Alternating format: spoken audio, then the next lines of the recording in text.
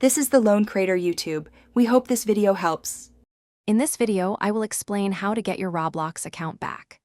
The absolute first step is to contact Roblox support directly through their official website.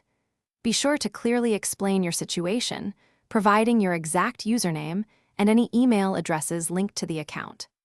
Including details such as your last login date or any unusual activity can significantly help their team understand and address your issue quickly.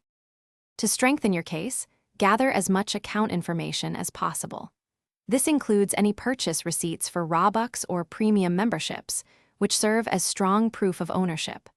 Also, confirm the email address originally linked to your account and try to recall the approximate date you created it. Having these details readily available will greatly assist the support team in verifying your identity. Once you've submitted your request, maintain open communication with Roblox support. Respond promptly to any follow-up questions they might have and regularly check your email, including your spam or junk folders, for their replies. It's important to be patient. The account recovery process can sometimes take several days or even up to a week or more, depending on the complexity of your case.